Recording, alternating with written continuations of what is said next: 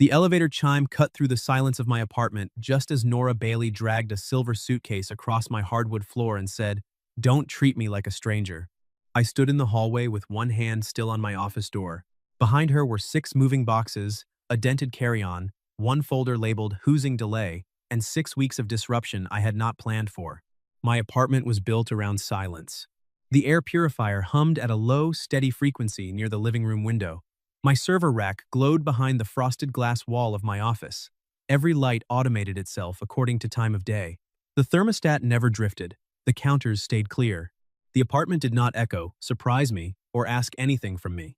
Then Nora arrived with cardboard, a tired smile, and a university email proving that her graduate housing had been delayed until the next month. She wore a blue striped shirt over a plain white top, travel-worn and wrinkled from the flight. Her dark hair pinned into a loose knot that had clearly survived airport security, baggage claim, and at least one bad phone call. Her arms were folded, but the housing folder was tucked so tightly under one elbow that the corner had bent. I had not seen her in 5 years. Back then, my mother had introduced her as my friend's daughter, the brilliant one. Nora had been 24, already buried in archival research, already speaking in footnotes. Now, she was 29, back in the city for her final PhD year, and the university had somehow lost the room it had promised her. "My mother said your housing office made an error," I said. Nora gave a dry little breath. "An error is when someone misspells your name on a welcome packet." They assigned my room to a visiting fellow, told me to wait 6 weeks, then forwarded me a list of hotels that cost more than my stipend. That was the first anchor. Why she was here? No lease, no affordable hotel, no family nearby, 6 weeks until graduate housing opened. I took the top box before she could lift it. She immediately straightened. "I can handle those." "I know." "Then why are you carrying it?" "Because this one is labeled 19th century probate records, and the bottom seam is failing." She looked down. The tape was peeling. I carried it into the guest room and set it on the rug instead of the desk. The desk was already cleared. I had moved my spare monitor out, installed a lamp, and placed the door code instructions on the nightstand. When I turned around, Nora stood in the doorway, looking at the room like she did not trust kindness, unless it came with fine print. "The front door code is the last 4 digits of your phone number," I said. "I programmed it this morning. Guest room has its own lock. Bathroom cabinet is empty on the left side. Kitchen is stocked. Use anything." She blinked. "You set all that up?" "My mother sent me 3 reminder texts." Nora's mouth almost curved. "She has been worried about me. She is efficient at it." Nora glanced back at the boxes. "I really appreciate this, Ethan. I know you run your own company. I know this is inconvenient. I'll stay out of your way." There it was. The sentence people used when they expected to become a burden. I walked past her, picked up the silver suitcase, and rolled it into the guest room. "You are here for 6 weeks," I said. "Not invisible." She looked at me. Something in her expression shifted, but only slightly. "My advisor is not going to make this easy," she said. "Your advisor?" "Chloe Mercer. She controls my dissertation funding until the review board approves the final archival model." Nora opened the housing folder and pulled out a second printout. She already warned me that if my preliminary dataset misses Friday's upload, she will mark me non-compliant. If that happens, my stipend freezes and my archival access gets suspended. Second anchor. The opposing pressure. Chloe held Nora's funding, server access, and review timeline. "What does she want?" I asked. Nora looked toward the windows, where downtown afternoon light washed the floor pale gold. "Control," she said. "She says she is protecting the department's reputation. What she means is that my dissertation is turning into something bigger than her grant proposal, and she wants her name attached to every piece of it. And why not request a new advisor?" I tried. "The department said I can petition after the preliminary model clears review." She tapped the printout, which requires Chloe to approve the upload. Third anchor. Why not leave? Legal academic lock. Funding risk. Advisor gatekeeping. I understood systems. More importantly, I understood what happened when someone built a system so only one person could open the door. My phone buzzed. A message from my mother. "Did Nora arrive safely? Please don't be your usual refrigerator self." I looked at Nora, then at the boxes, then at the folder in her hand. "My mother asked me to make sure you had a safe place to work," I said. "That is my practical reason before anything else. My other reason is that I hate badly designed access systems." Nora lowered the folder. "You hate them?" Yes. Strong feeling for housing disaster. Housing is just infrastructure with furniture. That time, she did smile.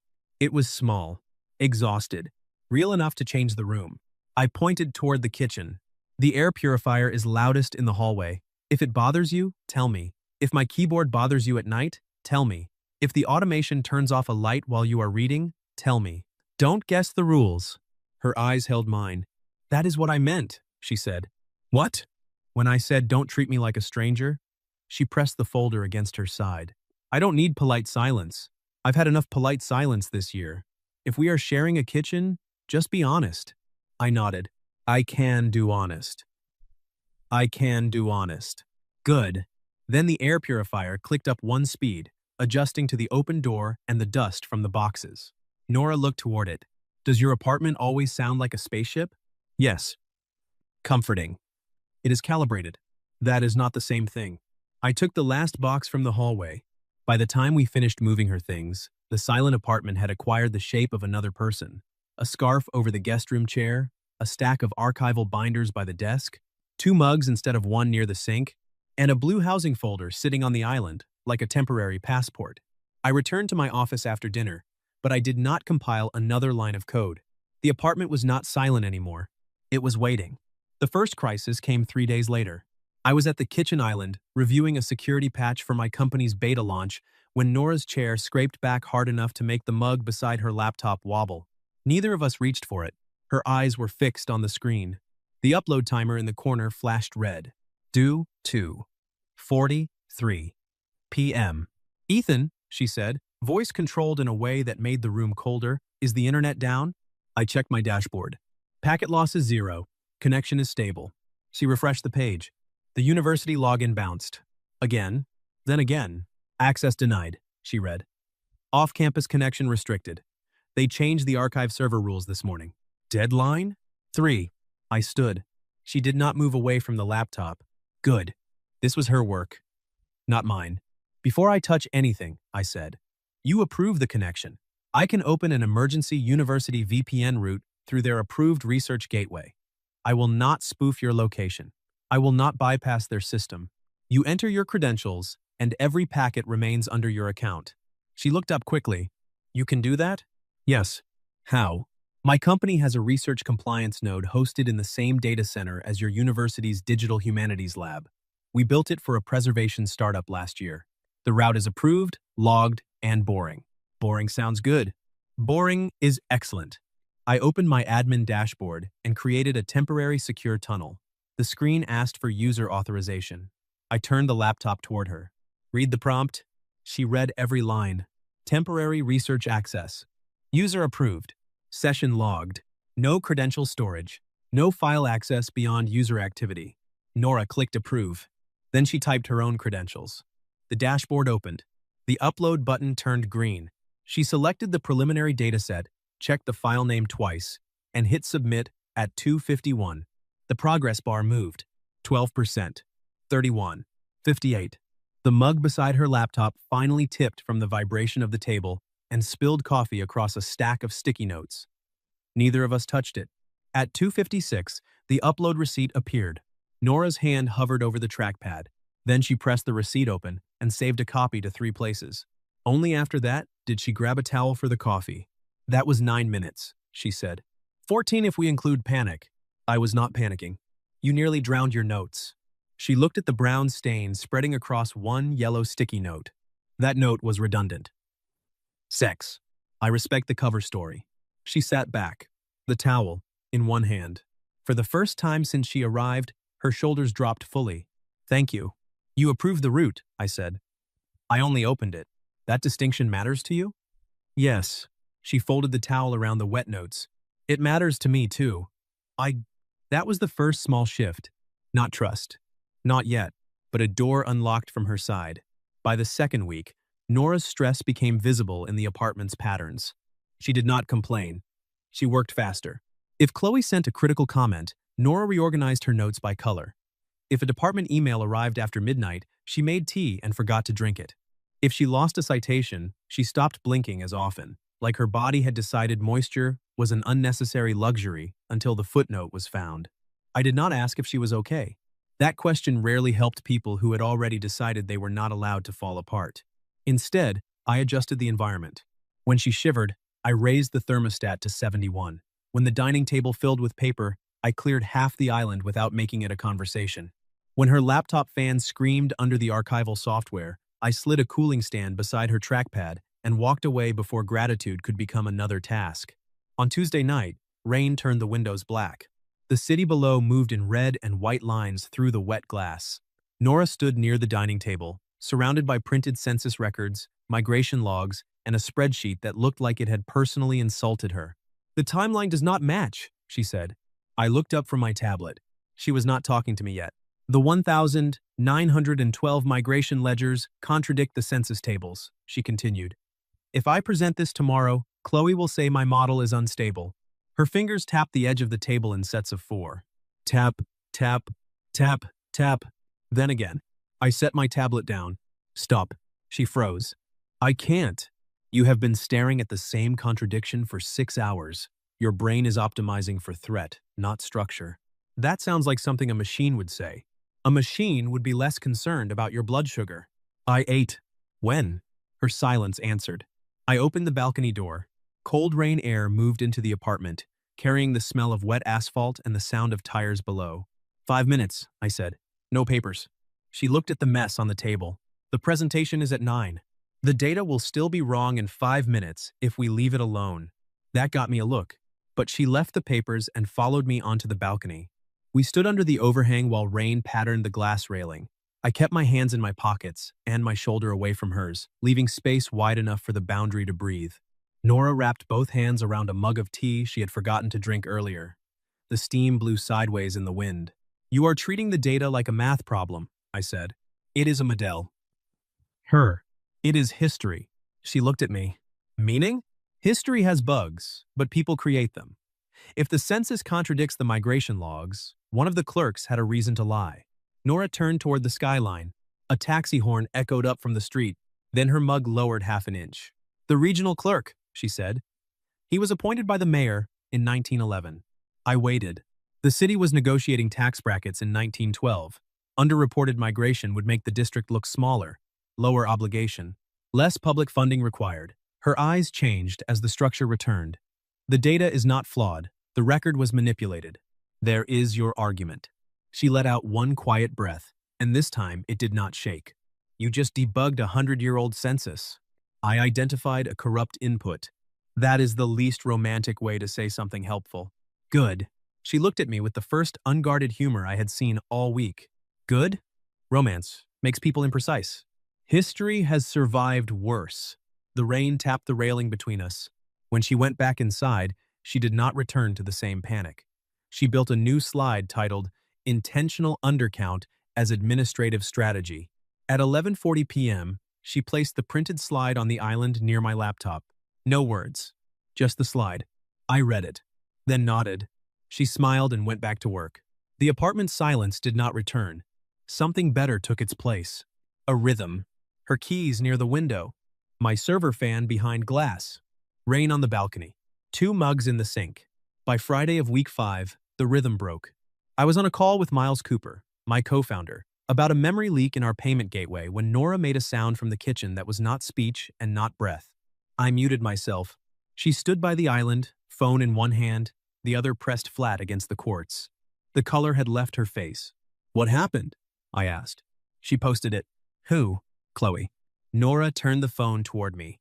The university's open source repository page filled the screen. Title: Dataset. Methodology: Raw Archival Framework. All of it Nora's, credited to Chloe Mercer as a faculty-led initiative. "My dissertation framework," Nora said. "The raw model, the localized records, the notes I never uploaded to the shared folder." She swallowed. "The review board meets Monday. If that data is public under her name, my thesis is invalid." I ended the call with Miles without explanation. Then I opened it again on my desktop and added him to a secure room. Miles appeared in the corner monitor, dark hair flattened on one side, half a sandwich in his hand. "This better be launch-related." "It is theft-related." "Academic or criminal?" "Both, probably." Nora looked from me to the screen. "Ethan." I turned my chair slightly, hands off the keyboard. Before I touch your laptop, you decide the scope. I can create a forensic image of your system, not browse your files. Miles witnesses remotely. Every export gets hashed. You can stop the process at any time. Miles lifted the sandwich. I will be professionally annoying about chain of custody. Nora looked at her laptop on the dining table, then at the repository, then at me. Do it, she said. Forensic image only. No personal folders unless I approve. Confirmed, Miles said. Recording, witness log. Nora brought me the laptop herself and entered her password. I connected it to a clean diagnostic machine and started a read-only forensic image. Not fast, not dramatic, clean. Miles read the first hash into the log. The apartment went quiet except for the diagnostic machine and the rain starting again at the windows. While the image ran, Nora stood near the island, with the printed housing folder still tucked among her dissertation papers. She had been living with temporary everything. Temporary room, temporary access, temporary safety. Chloe had chosen exactly the moment when Nora looked least able to fight. I hated that kind of timing. At 42%, the first suspicious entry appeared. 3 nights ago, I said. 2:03 a.m. Automated script, triggered local file indexing. Nora's fingers tightened around the back of the chair. I was asleep. And it ran silently. I expanded the log. It did not pull from the university cloud. It looked for raw data directories on your local drive. Miles leaned toward his camera. Destination? Proxy chain. I followed it. Not enough from the public IP. Check VPN asset handshake, Miles said. I opened the university research VPN logs Nora had approved earlier in the week. The scraping script had used a misconfigured faculty maintenance token to request local index metadata. The public IP meant nothing. The university asset ID did. I turned the monitor toward Nora. The proxy hides the outside address, I said, but the university VPN log exposes the workstation asset ID that initiated the maintenance token. This asset is assigned to Chloe's office. Nora stared at the screen. The printed logs trembled once in her hands before she pressed them flat against the counter and read the timestamp again. She stole it, she said. Yes. How do I prove the data was mine before she uploaded it? I opened a second folder from my server. When we fixed the research access route, my compliance node logged packet timestamps and file size signatures from your authorized upload. It did not read your content, but it recorded that your machine generated the dataset structure before Chloe's repository upload. Miles nodded. Supporting evidence, not magic proof. We still need university IT to verify the asset ID. I'll send the hash package to them, I said. Nora stepped closer, then stopped before entering my workspace. Can I see every file before it leaves? Yes. I created the packet line by line. Forensic image hash. Local creation timestamp. Unauthorized script log. University asset ID. Repository upload timestamp. Compliance node packet signature. Nora reviewed each one. Miles witnessed. At 11:18 p.m., we sent the evidence request to University IT and copied the ethics office. At 11:26, an automated response arrived. At 11:41, a human technician replied. At 12:03 a.m., the technician confirmed the asset ID belonged to a workstation assigned to Chloe Mercer's faculty office. Nora sat down slowly at the island. Not collapsed. Saturday. Like her legs had finally decided the floor was real again. I printed the packet and placed the pages between us. She rested both hands on the counter beside the evidence. Not on me. Not around me. On the thing that would let her fight. You kept the access logs clean, she said. You approved the route. You asked. You would not have trusted it if I had not. She looked up. No, I wouldn't have. Miles cleared his throat through the monitor. As heartwarming as ethical consent in computing is, somebody needs to file this before Chloe wakes up and discovers panic has consequences. Nora reached for the packet. And her hands were steady now. I'll file it. I'll file it. I'll drive you, I said. You don't have to. I know. She looked at me. This time, she did not refuse. The ethics office opened at 9. We were there at 8:45. Nora wore the same blue-striped shirt, now ironed, her hair pinned tighter than usual, the evidence packet in a clean folder under her arm. I sat in the plastic chair by the wall while she approached the desk herself. She did not ask me to speak. She did not need me to. My name is Nora Bailey, she told the administrator. I am filing an academic misconduct complaint and requesting an immediate repository injunction under the university's digital research integrity policy. The administrator looked at the folder. Professor Mercer is your advisor? Yes. These matters usually go through departmental review first. Nora opened the folder and placed the top sheet on the counter. This is an Asset ID confirmation from University IT, tying an unauthorized scraping script to a workstation assigned to Professor Mercer's office. This is the forensic hash of my local dataset. This is the repository upload timestamp. This is the earlier packet signature from an approved research compliance node. I am requesting ethics review before departmental handling because the department chair is copied on Professor Mercer's grant. The administrator looked at the first page, then the second, then toward me. Nora did not turn. The systems architect who built the compliance node is present if your office requires technical verification, she said. But the complaint is mine. I stayed seated. Good. The administrator picked up the phone. By noon, the repository was frozen. By Tuesday, the raw dataset was removed from public view, pending review.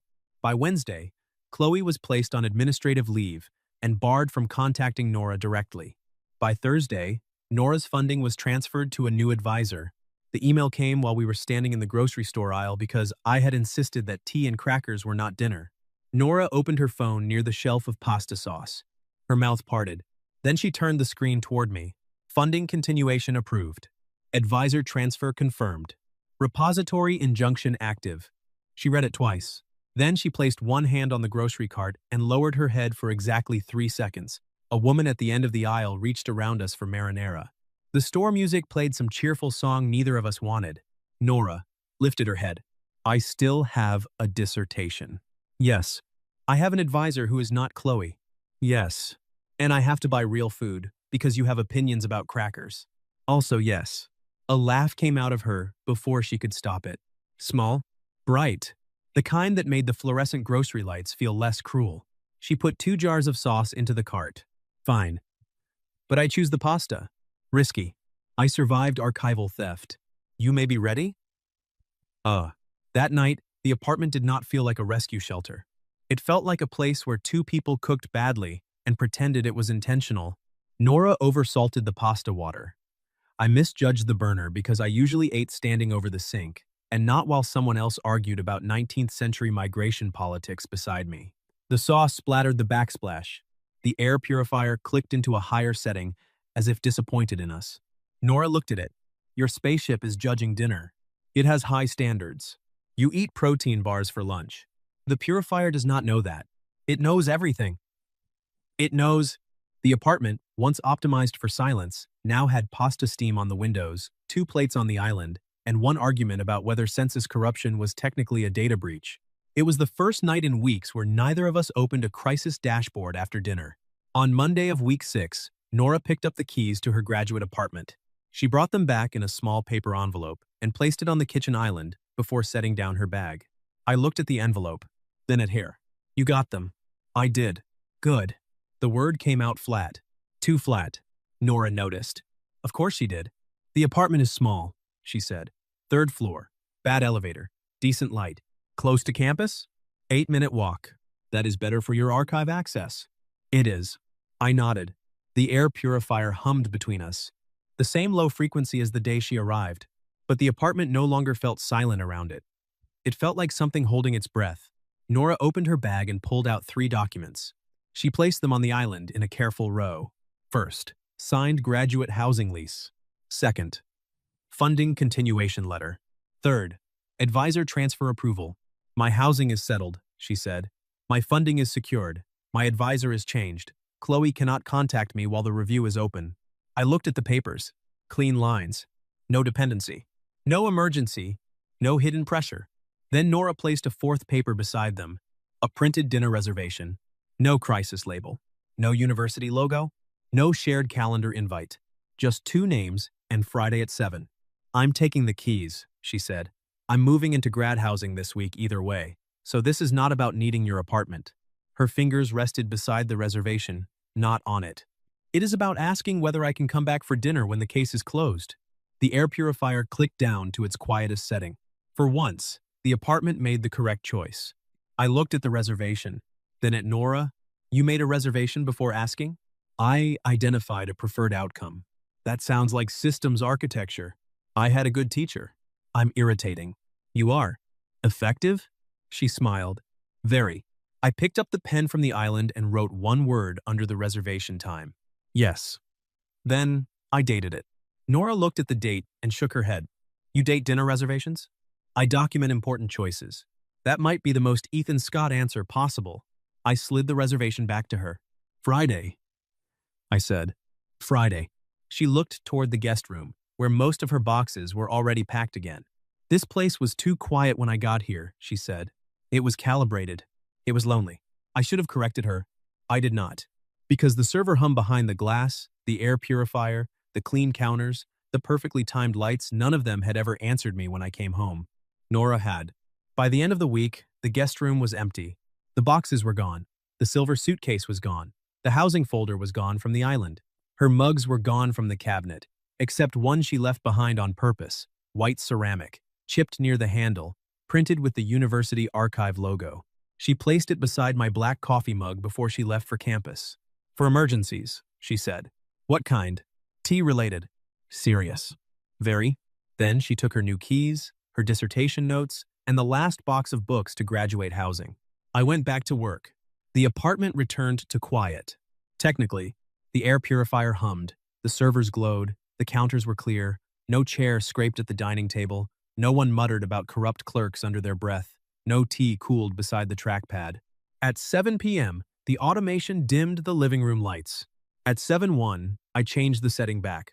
Too quiet was not the same as calibrated. Friday arrived with rain. Not hard rain, just enough to silver the sidewalks and blur the city lights into the windows. I reached the restaurant 5 minutes early and checked the entrance twice before realizing there was no emergency to assess. Nora arrived at exactly 7. Blue striped shirt under a dark coat, hair pinned up, archive logo mug in one hand. I looked at it. You brought your own mug to dinner? It felt rude to leave yours alone. That is not how mugs work. It is now. The host stared at the mug. I did not explain. Neither did Nora. Dinner had no server logs, no stolen datasets, no advisor threats, no housing emails, and no countdown timer. It had soup, bad bread, and Nora telling me that her new advisor used complete sentences in email, which apparently counted as academic kindness. Halfway through dessert, she pulled a folded paper from her bag. I braced myself. She noticed. It is not a crisis. You say that like crises announce themselves honestly. She slid the paper across the table. It was her public statement for the academic forum. Plain, factual, no drama. It announced the repository correction, her new advisor, and the continuation of her dissertation project. It thanked the University Ethics Office, the IT technician, Miles Cooper for remote verification, and me for building the compliance infrastructure that preserved the chain of custody. The last line read, "The truth survived because the right people protected the record before asking me to trust them." I read it twice. No partner label, no public pressure, no dependency disguised as gratitude. Clean. You don't need to post my name, I said. I know. You chose to. Yes. Why? She folded her hands around the mug she had brought from my apartment. Because you did not speak for me at the ethics office. You did not touch my laptop until I gave consent. You did not turn your apartment into a debt. You gave me the tools and let me stand up with them. Ascood. The restaurant noise moved around us. Plates. Rain against the window. A laugh from the bar. Nora looked down at the statement, then back at me. That is the kind of person I want beside me. The sentence did not ask for a rescue. It did not ask for shelter. It asked for truth. I picked up the pen she had placed beside the paper. You brought a pen. I know you. At the bottom of the statement, under her final line, I wrote, "Approved for posting, with one technical correction. People, not person. Miles will complain otherwise." Nora read it and laughed. He will. He deserves accuracy. I'll post it tonight. Good. And after that, I looked at the rain on the window, then at the mug between her hands. After that, I said, you can come back for dinner next week. At your apartment? If you want. Do I need a door code? You still have one. Her smile softened. You didn't delete it? No. Why? I could have said I forgot. That would have been easier. Instead, I said, because the apartment was better with the right noise in it. Nora looked at me for a long moment. Then she lifted her mug slightly. To calibrated noise. I lifted my water glass. To documented choices. She shook her head, but she was smiling when the glasses touched. 6 weeks earlier, the elevator chime had shattered the silence I thought I needed. A silver suitcase had crossed my floor. A woman with a housing delay folder had stood in my doorway and told me not to treat her like a stranger. I had thought the disruption would be temporary. A favor from my mother. A logistical problem with a clear expiration date. I had been wrong. Nora did not break the system I had built around myself. She debugged it. The following Monday, she moved fully into grad housing. The following Tuesday, her public statement went live. By Wednesday, Chloe's review had expanded beyond Nora's complaint because 2 other graduate students came forward with similar concerns. Miles sent a message that said, "Your girlfriend may have accidentally started a governance reform." I replied, "She is not my girlfriend." He responded, "The server logs suggest otherwise." I did not dignify that with a reply. On Thursday, Nora came back to the apartment for dinner. Not because she needed the guest room, not because Chloe had stolen something, not because the university failed her, because she knocked on the door with the archive mug in one hand and a bag of groceries in the other. The elevator chime sounded behind her. The air purifier hummed. The apartment lights warmed automatically as the door opened. She looked past me toward the kitchen. "Don't treat me like a guest," she said. I stepped back and let her in. "Then wash the vegetables." She smiled, walked to the sink like she belonged there by choice, and set the archive mug beside mine. The sound it made against the counter was small. Ceramic on quartz. A new baseline. Not silence. Better. The end. Closing thoughts. Core lesson. Real trust protects your work before it asks for your heart.